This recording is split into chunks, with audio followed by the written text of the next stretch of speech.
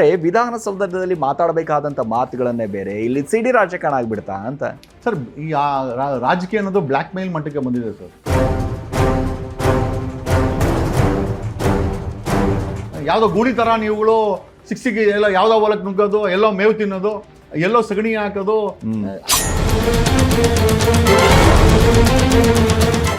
ಅವನು ಅದನ್ನ ಗೂಳಿನ ವಿಡಿಯೋ ಮಾಡ್ಕೊಂಡು ಗೂಳಿ ಆಟಗಳನ್ನ ವಿಡಿಯೋ ಮಾಡ್ಕೊಂಡು ಗೂಳಿನ ಬ್ಲ್ಯಾಕ್ ಮೇಲ್ ಮಾಡಿದಾಗ ಗೂಳಿ ತನ್ನ ಪವರ್ನ ಕಳ್ಕೊಂತದೆ. ಕಂಪ್ಲೇಂಟ್ ಕೊಡೋದು MI ಕೊಡ್ತಾನೆ. ಹೌದು ಸರ್, ಏನ್ ಸರ್ ನಮ್ಗೇನು ಕಿವಿ ಮೇಲೆ ಓಡ್ ಇಟ್ಕೊಂಡಿದ್ದೀರಾ, ಲಾಲ್ ಬಾಗ್ ಇಟ್ಕೊಂಡಿದ್ದೀರಾ ನಾವೆಲ್ಲ? Sir go and give A complaint ಅಂತ DK ಶಿವಕುಮಾರ್ ಹೇಳಿದ್ರೆ, ಹೌದು, ಈ goes and give A MOU ಏನ್ ಲವ್ ಲೆಟ್ರಾ? MOU ಅಂತಂದ್ರೆ ಮೆಮೊರಿ ಆಫ್ ಅಂಡರ್ಸ್ಟ್ಯಾಂಡಿಂಗ್. ಯಾವ ಅಂಡರ್ಸ್ಟ್ಯಾಂಡಿಂಗ್ ನಿನ್ಗೆ?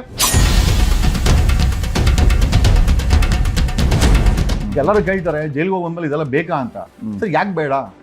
ಸ್ವತಂತ್ರ ಹುಟ್ಟಿದ್ದು, ಸ್ವತಂತ್ರ ನಮ್ಗೆ ಸಿಕ್ಕಿದ್ದು ಕೂಡ ಜೈಲಿಂದನೇ. ತುಂಬಾ ದೂರ ಹೋಗೋದು ಬೇಡ. TRಗೆ ಹೋಗ್ಬಂದ್ರೆ ಡೆಪ್ಯೂಟಿ CM ಆಗಿಲ್ಲ DK ಮಂಡೆ. ಈಗ ಅದೃಷ್ಟ ಅವನು ಕುಲಾಯಿಸೋದಾದ್ರೆ ನಮ್ಗೆ ಯಾಕೆ ಕುಲಾಯಿಸಬಾರ್ದು?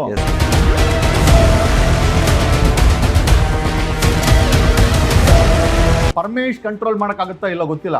ಕರ್ನಾಟಕದ ಪೊಲೀಸ್ ಸಿಸ್ಟಮ್ ಅನ್ನು ಅರ್ಥ ಮಾಡ್ಕೊಂಡು ಅವ್ರೇನಾದ್ರು ದಾರಿ ತಪ್ಪಿದ್ರೆ ಲಾಕ್ ಮಾಡೋ ಅಂತ ಕೀ ಅಂತೂ ಮಾಡ್ಕೊಂಡಿದ್ದೀವಿ. ಜಿ ಪರಮೇಶ್ವರ್ ಒಂದೊಂದು ಹೇಳಿಕೆಗಳು ಕೊಡ್ತಾರೆ, ನೋಡಿರ್ಬೋದು ನೀವು ಮೋಸ್ಟ್ಲಿ.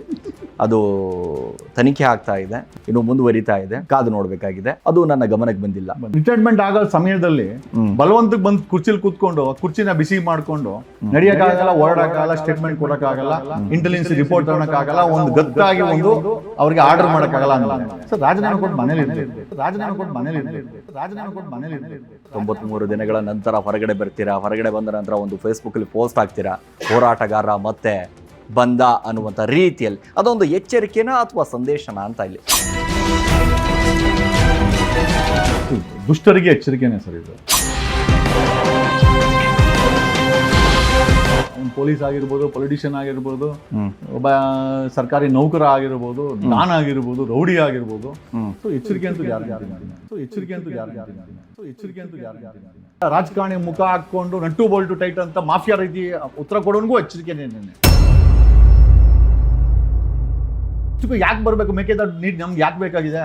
ಬೆಂಗಳೂರಲ್ಲೇ ನೀವು ಇರೋ ಬರೋ ಕೆರೆಗಳನ್ನ ಮುಚ್ಚಿ ನೀರು ಕುಡ್ದಿದ್ದೀರಾ, ಬಾಲಗಳು ಕಟ್ಟಿದ್ದೀರಾ, ಲುಲುಗಳು ಕಟ್ಕೊಂಡಿದ್ದೀರಾ, ಎಲ್ಲ ಮಾಡ್ಕೊಂಡಿದ್ದೀರಾ. ಕೆರೆಗಳನ್ನ ಮುಚ್ಚಿ ಎಲ್ಲಿದ್ರು ನೀರು ತಗೊಂಬತ್ತಿ ಅಂತ ನೀನ್ ಬಾವುಟ ಹಿಡಿದ್ರೆ ನಿನ್ನ ಹುಚ್ಚುತನಕ್ಕೆ ನಾವು ಬೆಲೆ ಕೊಡ್ಬೇಕಾ?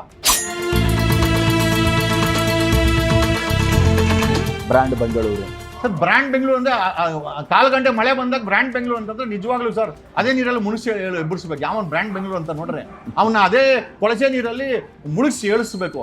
ಅಂತ ನೀರಿನ ಕೆರೆಗಳನ್ನೇ ಮಾರಿ ತಿಂದು 1000 ಕೋಟಿ 2000 ಕೋಟಿ ನೀವು ಡಿಕ್ಲೇರ್ ಮಾಡ್ಕೊಂಡು ನೀವುಗಳು ಬಂದವ್ರಿಗೆ ನಟ್ಟು ಬೋಲ್ಟು ಅಂತ ಹೇಳಿ ಒಳ್ಳೆ ಮಾಫಿಯಾಗಳ ತರ ಮಾತಾಡ್ತಂದ್ರೆ ಸರ್, ಇವ್ರಿಗಿಂತ ಇವ್ರಿಗೆ ಓಟ್ ಹಾಕದಂತ ನತದುಷ್ಟಲ್ಲ ಸರ್.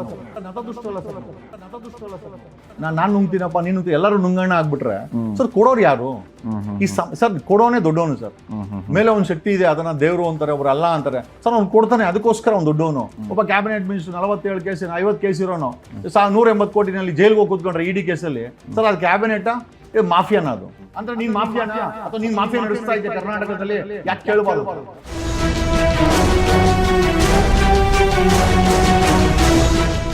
ರಾಜಕೀಯಕ್ಕೆ ಬರೋ ಅಂತ ದುಷ್ಟ ರಾಜಕಾರಣಿಗಳು, ಉಸುವಳಿ ರಾಜಕಾರಣಿಗಳು, ಮಾಫಿಯಾ ರಾಜಕಾರಣಿಗಳು. I don't mind saying this, they R mafia.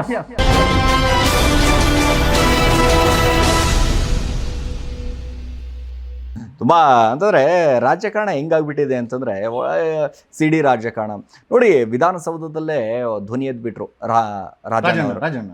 ಹಿಂಗೆ ಕೆ ಎನ್ ರಾಜಣ್ಣ ಅವರು ಧ್ವನಿ ಎತ್ತದಂಥ ಸಂದರ್ಭದಲ್ಲಿ 45 ಚಾನಲ್ ಸಿಡಿ ಇದೆ, 244 MLA MP ಗಳದು ಎಲ್ಲರೂ ಕೂಡ ಒಂದಿಷ್ಟು ಸಿಡಿಗಳಿದ್ದಾವೆ ಅನ್ನುವಂಥ ಮಾತುಗಳನ್ನು. ಅಂದರೆ ವಿಧಾನಸೌಧದಲ್ಲಿ ಮಾತಾಡಬೇಕಾದಂಥ ಮಾತುಗಳನ್ನೇ ಬೇರೆ, ಇಲ್ಲಿ ಸಿಡಿ ರಾಜಕಾರಣ ಆಗಿಬಿಡ್ತಾ ಅಂತ. ಸರ್ ಈ ರಾಜಕೀಯ ಅನ್ನೋದು ಬ್ಲ್ಯಾಕ್ ಮೇಲ್ ಮಟ್ಟಕ್ಕೆ ಬಂದಿದೆ sir.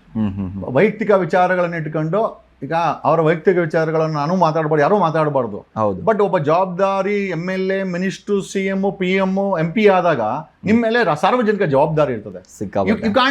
You can't roam around like a bull.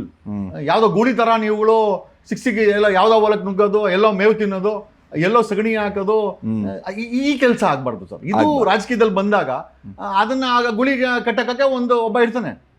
ಅವನು ಅದನ್ನ ಗೂಳಿನ ವಿಡಿಯೋ ಮಾಡ್ಕೊಂಡು ಗೂಳಿ ಆಟಗಳನ್ನ ವಿಡಿಯೋ ಮಾಡ್ಕೊಂಡು ಗೂಳಿನ ಬ್ಲಾಕ್ ಮೇಲ್ ಮಾಡಿದಾಗ ಗೂಳಿ ತನ್ನ ಪವರ್ನ ಕಳ್ಕೊಂತದೆ. ಇದನ್ನೇ ರಾಜಣ್ಣ ಅಲ್ಲಿ ಹೇಳಿದ್ದು. ಬರೀ ರಾಜಕಾರಣಿಗಳ ಹೆಸರು ಹೇಳಿಲ್ಲ ಅವರು, ಕೇಂದ್ರ ಮಂತ್ರಿಗಳು ಅಂತ ಹೇಳಿದ್ರು, ಜಡ್ಜಸ್ ಹೆಸರು ಹೇಳ್ಬಿಟ್ರು. ಹೌದು, ಅದು ದೊಡ್ಡ ವಿಚಾರ ಆಗ್ಬಿಡ್ತದು.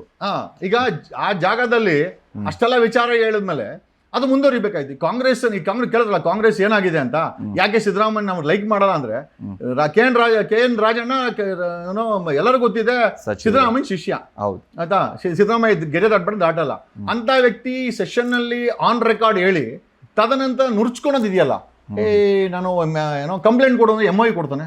ಹೌದು ಸರ್, ಏನ್ ಸರ್ ನಮ್ಗೇನು ಕಿವಿ ಮೇಲೆ ಓ ಇಟ್ಕೊಂಡಿದ್ದೀರಾ, ಲಾಲ್ ಬಾಗ್ ಇಟ್ಕೊಂಡಿದ್ದೀರಾ ನಾವೆಲ್ಲ ಅಲ್ವಾ sir? Go and give A complaint ಅಂತ DK ಶಿವಕುಮಾರ್ ಹೇಳಿದ್ರೆ, ಹೌದು, ಈ goes and give A MOU. ಏನ್ ಲವ್ ಲೆಟ್ರಾ MOU ಅಂತಂದ್ರೆ? Memory of understanding. ಯಾವ ಅಂಡರ್ಸ್ಟ್ಯಾಂಡಿಂಗ್ ನಿನ್ಗೆ? Your complaint openly in house.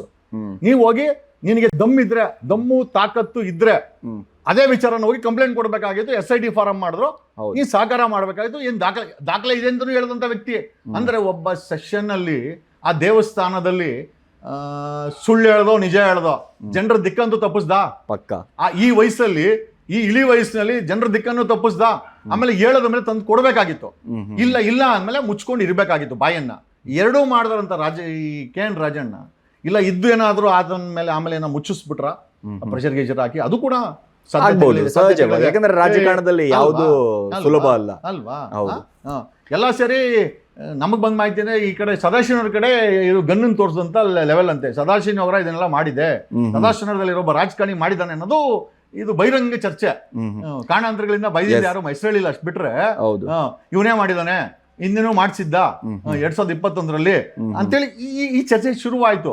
ಬಹಳಷ್ಟು ಅಂದ್ರೆ ನೇರವಾಗಿ ಒಂದೇ ವ್ಯಕ್ತಿ ಮೇಲೆ ಹೋಗ್ಬಿಡುತ್ತೆ ಅದು. ಅವಾಗ ಮುನಿರತ್ನ ಅವರು ಕೂಡ ಧ್ವನಿ ಎತ್ಬಿಟ್ರು, ನೋಡಿದ್ರಲ್ಲ? ಕಣ್ಣೀರೇ ಹಾಕೋಬಿಟ್ರು. ದೇವರ ಫೋಟೋಗಳನ್ನ ತೋರಿಸ್ಬಿಟ್ಟು, ಮನೆಯಲ್ಲಿ ಮೊಮ್ಮಕ್ಕಳು ನೋಡ್ತಾ ಇರ್ತಾರೆ, ನನ್ನ ಮೊಮ್ಮಕ್ಕಳು ಮುಂದೆ ನನ್ನ ಮುಖ ತೋರ್ಸಕ್ ಆಗ್ತಾ ಇಲ್ಲ ಅನ್ನುವಂತ ಮಾತುಗಳು ಕೂಡ. ಇಲ್ಲ, ನನ್ನ ಬಳಿನೂ ನನ್ನ ಬಳಿನೂ ಅದನ್ನೇ ಹೇಳಿದ್ರು. ನಾನು ಹೇಳೋದೇನಂತಂದ್ರೆ ಸರ್, ಒಬ್ಬರನ್ನ ತುಂಬಾ ಅಂದ್ರೆ ನಾವು ರಾಜಕೀಯದಲ್ಲಿ ಇರಬೇಕು ಅಂತ ಕಾರಣ, ಮತ್ತೆ ಯಾರು ಸ್ಪಷ್ಟ ರಾಜಕಾರಣಿಗಳು ಯಾರು ಇಲ್ಲ, ಪವಿತ್ರ ರಾಜಕಾರಣಿಗಳು ಯಾರು ಇಲ್ಲ. ನಿಜವಾಗ್ಲು ಇದ್ದಿದ್ರೆ ಈ ರೀತಿ ಹೋಗಿ ಸ್ಟೇಗಳು ತರ್ತಾ ಇರ್ಲಿಲ್ಲ. ಸೊ ಹಂಗಾಗಿ ಎಲ್ಲರೂ ಈ ಕೊಳಚೆ ನೀರಲ್ಲಿ ಮುಳುಗೋಗ್ಬಿಟ್ಟಿದ್ದಾರೆ. ಕತ್ತು ಮಾತ್ರ ನೀಟಾಗಿ ಕಾಣಿಸ್ತಾ ಇದೆ, ಚೆನ್ನಾಗಿದ್ದೀವಿ ಅಂತ ಹೇಳ್ತಾ ಇದೆ. ಕೈಯಲ್ಲಿ ಒಂದಷ್ಟು ಒಬ್ರು ತಾವರೆ ಹಿಡ್ಕೊಂತಾರೆ, ಇನ್ನೊಬ್ರು ಹುಲ್ಲು ಹಿಡ್ಕೊಂತಾರೆ, ಇನ್ನೊಬ್ಬ ಕೈ ತೋರಿಸ್ತಾರೆ. ಈ ಮಟ್ಟಿಗೆ ರಾಜಕೀಯ ನಡೀತಾ ಇದೆ.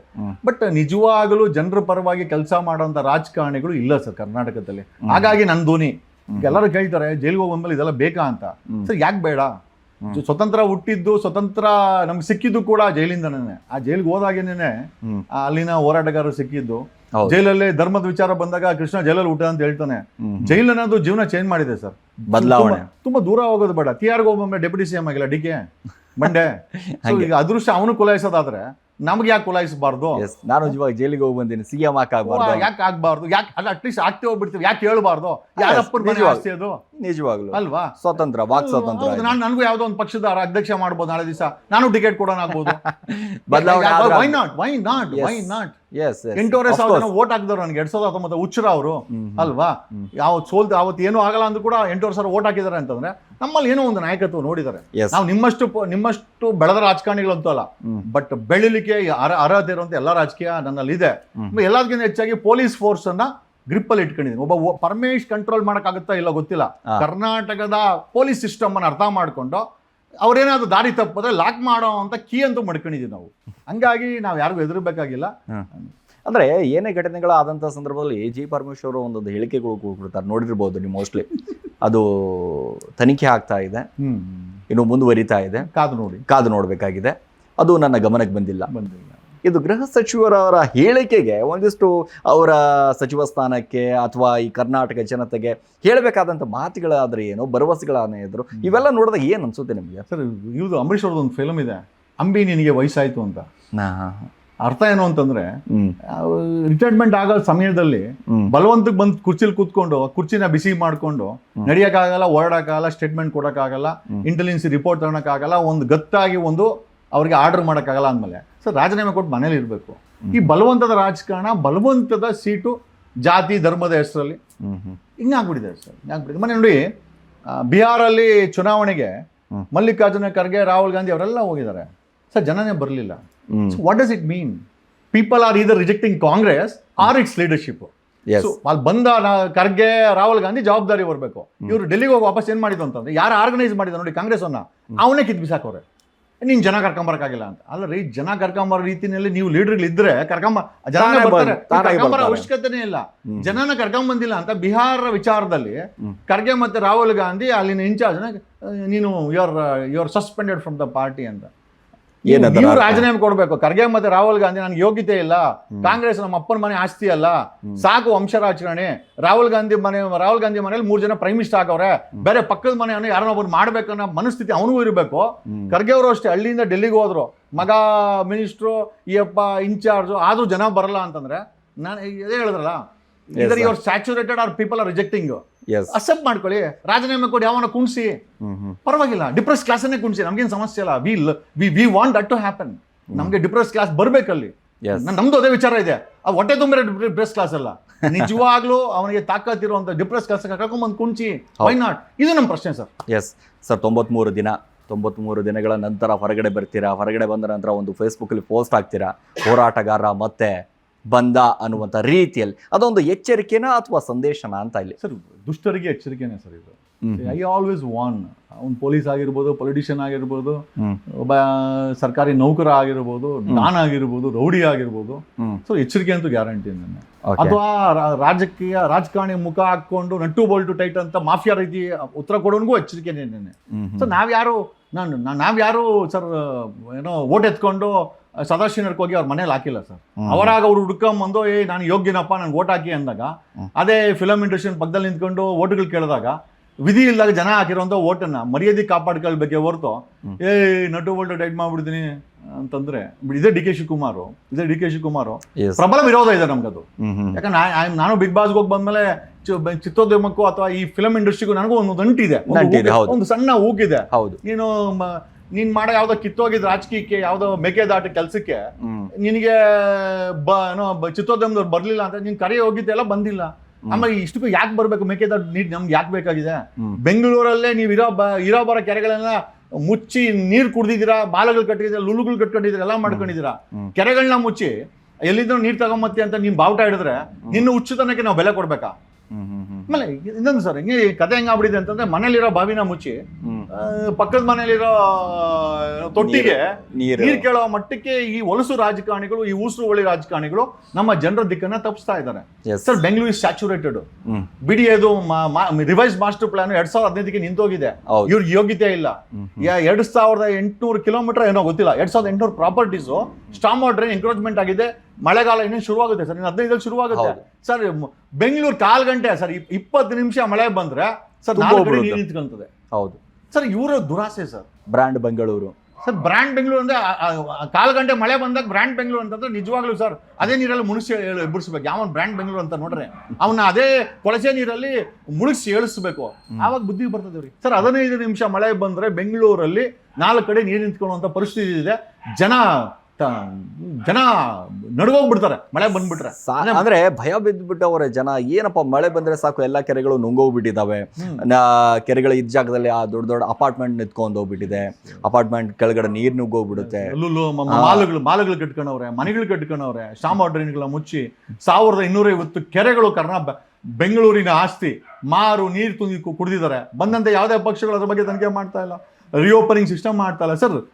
ಬ್ಯಾಲೆನ್ಸ್ ಬೇಕಲ್ಲ ಸರ್. ಈಗ ಮನೆ ಕಟ್ಟಿದಾಗ ಒಂದಷ್ಟು ಜಾಗ ಪ್ರಕೃತಿಗೆ, ಅರಣ್ಯಕ್ಕೆ, ರೋಡ್ಗೆ, ಕೆರೆ ಸರ್ ನೀರಿದ ಕಡೆನೆ ನಾಗರಿಕತೆ ಶುರುವಾಗಿರೋದು. ಅಂತ ನೀರಿನ ಕೆರೆಗಳನ್ನೇ ಮಾರಿ ತಿಂದು 1000 ಕೋಟಿ 2000 ಕೋಟಿ ನೀವು ಡಿಕ್ಲೇರ್ ಮಾಡ್ಕೊಂಡು ನೀವುಗಳು ಬಂದವ್ರಿಗೆ ನಟ್ಟು ಬೋಲ್ಟು ಅಂತ ಹೇಳಿ ಒಳ್ಳೆ ಮಾಫಿಯಾಗಳ ತರ ಮಾತಾಡ್ತಂದ್ರೆ ಸರ್, ಇವ್ರಿಗೆ ಓಟ್ ಹಾಕದಂತ ನತದುಷ್ಟರಲ್ಲ ಸರ್ ನಾವು. ಹೌದು. ಈಗ ಜೈಲಿಂದ ಹೊರಗಡೆ ಬಂದಿದ್ದೀರಾ, ಬಂದ ನಂತರನೇ ರಾಜಕಾರಣಿಗಳಿಗೆ ಒಂದಿಷ್ಟು ಸಿನಿಮಾ ಚಿತ್ರರಂಗದ ಒಂದಿಷ್ಟು ನಟ ನಟಿಯರಿಗೆ ತಲೆನೋವಾಗಿಬಿಟ್ಟಿದ್ದೀರಾ ಅನ್ನುವಂಥ ಮಾತುಗಳು ಕೇಳಿ ಬರ್ತಾ ಇದೆ. ನಿಜವಾಗ್ಲೂ ನಾವ್ ಯಾಕೆ ಸರ್ ತಲೆನೋವಾಗೋಣ ಸರ್? ಅವ್ರೇನ್ ತಪ್ಪು ಮಾಡಿದ್ರೆ ನಮ್ಗೆ ಭಯ ಬೀಳ್ಬೇಕು ಸರ್? ಇಲ್ಲ ಅಂತಂದ್ರೆ ನಮ್ಗೆ ಏನ್ ಭಯ ಬೀಳಂತ ಅವಶ್ಯಕತೆ ಇದೆ? ಕಾಲಾಯ ತಸ್ಮಾಯ ನಮಃ ನೀವ್ ಹೇಳಿದ್ದಾನೆ. ಅಂದ್ರೆ ನೀವು ಸಡನ್ ಆಗಿ ಫೇಸ್ಬುಕ್ ಲೈವ್ ಬಂದ್ಬಿಟ್ರೆ ಯಾರ ಬಗ್ಗೆ ಮಾತಾಡ್ತಾ ಇರಪ್ಪ ಅಂತ ಭಯ ಬಂದ್ಬಿಡ್ತಾರೆ ಅಲ್ವಾ? ಯಾಕಂದ್ರೆ ಉಳ್ಕಿರ್ತದೆ, ಎಲ್ಲೋ ಒಂದ್ ಕಡೆ ಉಳ್ಕಿರ್ತದೆ, ಯಾರಿಗೆ ಹೇಳ್ಕೊಂತದೋ ಗೊತ್ತಿಲ್ಲ. ಹೌದು ಸರ್, ಆ ರೀತಿ ಮಾತಾಡುವಂತ ವ್ಯಕ್ತಿಗಳು ಅನೇಕ ನಾಯಕರು ಆಗಬೇಕಾಗಿದೆ ಸರ್, ಸಮಾಜದಲ್ಲಿ ಬೇಕಾಗಿದೆ ಬದಲಾವಣೆ ತರಲಿಕ್ಕೆ. ಸರ್ ಎಲ್ಲರೂ ನಾನ್ ನುಂಗ್ತೀನಪ್ಪ ನೀನು ಎಲ್ಲರೂ ನುಂಗಣ್ಣ ಆಗ್ಬಿಟ್ರೆ ಸರ್ ಕೊಡೋರು ಯಾರು? ಈ ಸರ್ ಕೊಡೋನೇ ದೊಡ್ಡವನು ಸರ್. ಮೇಲೆ ಒಂದು ಶಕ್ತಿ ಇದೆ, ಅದನ್ನ ದೇವ್ರು ಅಂತಾರೆ, ಒಬ್ರು ಅಲ್ಲ ಅಂತಾರೆ. ಸರ್ ಅವ್ನು ಕೊಡ್ತಾನೆ, ಅದಕ್ಕೋಸ್ಕರ ಅವ್ನು ದೊಡ್ಡವನು, ಅದಕ್ಕೋಸ್ಕರ ನಾವು ಪ್ರಾರ್ಥನೆ ಮಾಡ್ತೀವಿ. ಒಬ್ಬ CM ಅದನ್ನು ಕೊಡ್ಬೇಕಾಗಿದೆ. 4 ಲಕ್ಷ ಕೋಟಿ ಹಣವನ್ನ ಟ್ಯಾಕ್ಸ್ ರೂಪದಲ್ಲಿ ಕಲೆಕ್ಟ್ ಮಾಡಿ ವಾಪಸ್ ಕೊಡುವಂತ ದೊಡ್ಡ ಜವಾಬ್ದಾರಿ ಸರ್ ಆ ಸರ್ಕಾರದ ಮೇಲೆ ಇದೆ, CM ಮೇಲೆ ಇದೆ, ಕ್ಯಾಬಿನೆಟ್ ಮಿನಿಸ್ಟರ್ಗಳ ಮೇಲೆ ಇದೆ. ಒಬ್ಬ ಕ್ಯಾಬಿನೆಟ್ ಮಿನಿಸ್ಟರ್ 47 ಕೇಸ್ 50 ಕೇಸ್ ಇರೋನು 180 ಕೋಟಿನಲ್ಲಿ ಜೈಲ್ಗೆ ಹೋಗಿ ಕೂತ್ಕೊಂಡ್ರೆ ED ಕೇಸಲ್ಲಿ. ಸರ್ ಅದು ಕ್ಯಾಬಿನೆಟ್ ಇದು ಮಾಫಿಯಾನ ಅದು ಸರ್. ಕರ್ನಾಟಕದ ಕ್ಯಾಬಿನೆಟ್ ಕರ್ನಾಟಕದ 2023 MLA ಚುನಾವಣೆಯಲ್ಲಿ ಗೆದ್ದಂತ MLAಗಳ ಒಂದು ಆಡಿಟ್ ಆಗಿದೆ. 93% ಆರ್ ಮಿಲಿಯನಿಯರ್ಸ್ ಅಂತ ಹೇಳ್ತಾರೆ. 93% ಕೋಟ್ಯಾಧೀಶರು ಇವತ್ತಿನ 2023 ಏನೋ MLA ಚುನಾವಣೆಗಳ ಆಯ್ಕೆ ಆಗಿದಂತೆ. ಹಂಗಾರೆ ಬಡವರು, ಚಿತ್ರೋದ್ಯಮದರು, ವಕೀಲರು, ನಮ್ಮಂಥವ್ರು ಸಾಮಾನ್ಯ ಜನರು ಯಾರು ಹಂಗಾರೆ ನಿಂತ್ಕೊಳಂಗಿಲ್ಲ ಅಂತ ಆಯ್ತು. ದುಡ್ಡಿರೋನು, ವಂಶ ಪರಂಪರೆ ಏನೋ ರಾಜಕೀಯ ಮಾಡ್ಕೊಂಬರೋನು ಕರ್ನಾಟಕ ರಾಜಕೀಯಕ್ಕೆ ಮಾತ್ರ, ಆಮೇಲೆ ವಂಶ ಪರಂಪರೆ ಮಾತ್ರ. ಬೆಳಗಾಮಲ್ಲಿ ಜಾರಕಿಹೊಳಿ ಆ್ಯಂಡ್ ಲಕ್ಷ್ಮಿ, ಬೆಳ್ಳಾರಿಗೆ ಹೋಗಿ ಏನೋ ಮಾಡ್ಕೊಳ್ಳೋ mining brothers, Reddy and this Ramulu. ಇನ್ನೂ ಸ್ವಲ್ಪ ಕೆಳಗೆ ಬಂದರೆ ಅನಿಲ್ ಲಾಡು, ಇನ್ನೂ ಸ್ವಲ್ಪ ಕೆಳಗೆ ಬಂದರೆ ಕಲಬುರ್ಗಿ ಇವರೆಲ್ಲ ಮೌಲಿಕಾರ್ಜುನ ಖರ್ಗೆ, ಆಮೇಲೆ ಈಶ್ವರ್ ಖಂಡ್ರೆ, ಆಮೇಲೆ ಮಾಜಿ ಇವರು ಧರ್ಮ್ ಸಿಂಗ್ ಮಗ ಅವರೊಬ್ಬರು. ಇನ್ನೂ ಕೆಳಗೆ ಬಂದರೆ ಶಾಮನೂರು ಶಿವಶಂಕರಪ್ಪ, ಇನ್ನೂ ಕೆಳಗೆ ಬಂದರೆ ಪರಮೇಶ್ವರು, ಇನ್ನೂ ಕೆಳಗೆ ಬಂದರೆ ಬಸವರಾಜ ಬೊಮ್ಮಾಯಿ. ಇನ್ನು ಬೆಂಗಳೂರಿಗೆ ಬಂತಂದರೆ ರಾಮಲಿಂಗಾರೆಡ್ಡಿ ಅಂತ, ಈ ಕಡೆ ಇವ್ನು ಸುಧಾಕರ ಅಂತೆ, MS ರಾಮಯ್ಯ ಫ್ಯಾಮಿಲಿ ಅಂತೆ, ಇನ್ನೊಂದಷ್ಟು ಮುಸ್ಲಿಮ್ರ ಫ್ಯಾಮಿಲಿ ಅಂತೆ, ಈ ಕಡೆ ಜಮೀರ್ ಅಂತೆ, ಈ ಕೋಲಾರ ಗೊರೆ ನಮ್ಮ ಹುಡ್ಕಲ್ಲ ಮುನಿಯಪ್ಪ ಆ್ಯಂಡ್ ಗ್ಯಾಂಗು. ದೇವನಹಳ್ಳಿ ಕಡೆ ಹೋದ್ರೆ ದೇವನಹಳ್ಳಿ ಚಿಕ್ಕಬಳ್ಳಾಪುರಕ್ಕೆ ಹೋದ್ರೆ ಈ ಸುಧಾಕರ ಆ್ಯಂಡ್ ಗ್ಯಾಂಗ್ ಅಲ್ಲಿ ಮಾಡಿಸಿದ್ರೆ. ಇನ್ನು ಮೈಸೂರು ಒಂದಷ್ಟು ಜನ ಮಾಡ್ಕೊಂಡು ಕೂತ್ಕೊಂಡ್ಬಿಟ್ಟಿದ್ದಾರೆ. ಮೈಸೂರಲ್ಲಿ ಪ್ರತಾಪ್ ಸಿಂಹ ಅವರು ಇವರು ಒಂದಷ್ಟು ಜನ ರಾಜಕಾರಣಿಗಳು. ಹಾಸನ ದೇವೇಗೌಡರ ರಿಪಬ್ಲಿಕ್. ಇನ್ನ ಬೆಂಗಳೂರು ರಾಮನಗರದಿಂದ ಮೈಸೂರಿಗೆ ಕುಮಾರನ್ ರಿಪಬ್ಲಿಕ್. ಕುಮಾರನ್ ಹೇಳ್ಬೇಕಾದ್ರೆ ನಿಂತ್ಕೊಂತಾರೆ, ಯಾವ ಬೇಕಾದ್ರೆ ರಾಜಕಾರಣ ಕೊಡ್ತಾರೆ, ಯಾವ ಬೇಕಾದ್ರೆ ಮಗನ ನಿಲ್ಲಿಸ್ತಾರೆ ಅಂತಾರೆ. ಈ ಸ್ಟ್ರೆಚ್ಚು ಕುಮಾರನಂದು. ಸರ್ ಸಾಮಾನ್ಯ ಜನರು ಎಲ್ಲಿ ಸರ್ ಇದ್ದಾರೆ? ರಾಜಕೀಯಕ್ಕೆ ಯಾಕೆ ಬರಬಾರ್ದು? ಯಾಕೆ ಇವ್ರು ತಡೆ ಹಿಡ್ತಾ ಇದ್ದಾರೆ? ಯಾಕೆ ಧ್ವನಿಗಳನ್ನು ತಡೆ ಹಿಡಿತಾ ಇದ್ದಾರೆ? ಯಾರೋ ನಮ್ಮಂತ ಧ್ವನಿ ಮಾಡಿದ್ರೆ 3.5 ತಿಂಗಳು ಇಟ್ಸ್ ಸರ್.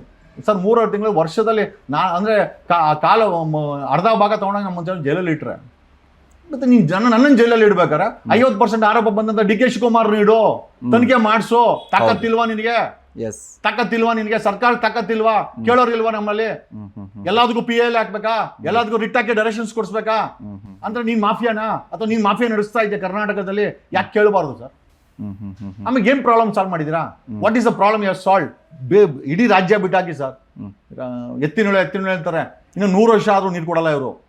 ಈಗ ಏನೋ ಇದು ಮೇಕೆ ದಾಟು ಅಂತಾರೆ. ಸುಮ್ಮನೆ ಕಿವಿ ಮೇಲೆ ಹೂವಕ್ಕಂತ ಕೆಲಸ.